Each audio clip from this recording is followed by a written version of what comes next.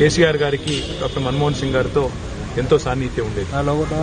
దాదాపు 2 సంవత్సరాల పాటు వారి కేబినెట్ లో పనిచేసిన, సంవత్సరంన్నర నుంచి 2 సంవత్సరాల పాటు వారి కేబినెట్ లో పనిచేసిన, అదేవిధంగా తర్వాత తెలంగాణ రాష్ట్రం ఏర్పడ్డ తర్వాత కూడా ఎన్నో సందర్భాల్లో వారు కలిసినప్పుడు, వారు ఎదురుపడ్డప్పుడు కూడా చాలా ఆప్యాయంగా పలకరిస్తూ ఎట్లా ఉంది మీ తెలంగాణ అంటూ వారికి దిశానిర్దేశం చేసిన నాయకుడు డాక్టర్ మన్మోహన్ సింగ్.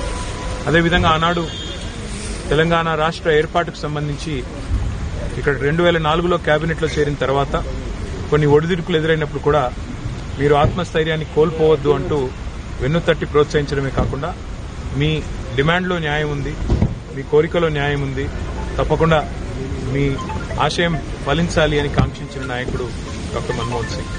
భారతదేశాన్ని ఆర్థిక సంక్షోభం నుంచి బయటేయడమే కాకుండా ప్రపంచంలో మన దేశానికి గౌరవాన్ని తీసుకురావడమే కాకుండా ఒక సౌమ్యుడిగా, వివాద రహితుడిగా, అందరివాడుగా భారతదేశానికి గొప్ప పేరు తెచ్చిన నాయకుడికి ఈరోజు మా పార్టీ తరఫున ఇక్కడికి వచ్చి నివాళి అర్పించాలని చెప్పి పెద్దలు కేసీఆర్ గారి ఆదేశం మేరకు మా గౌరవ రాజ్యసభ ఫ్లోర్ లీడర్ సురేష్ రెడ్డి గారు, అదేవిధంగా రవిచంద్ర గారు, దామోదరరావు గారు అందరూ కూడా కలిసి వారి కుటుంబ సభ్యులు, వారి శ్రీమతి గురుశరణ్ కౌర్ గారిని, ఇంకా ఇతర కుటుంబ సభ్యుల్ని కూడా కలిశాం.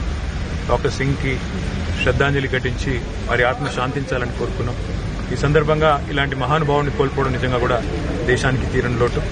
అంత మంచి వ్యక్తిని కోల్పోవడం నిజంగా కూడా భారతదేశంలో, ఎందుకంటే రాజకీయాల్లో అధికారం మారుతూ ఉండవచ్చు, కానీ దేశం మంచిని కాంక్షించే వాళ్ళు పోవడం అనేది నిజంగా అందరం బాధపడే సందర్భం.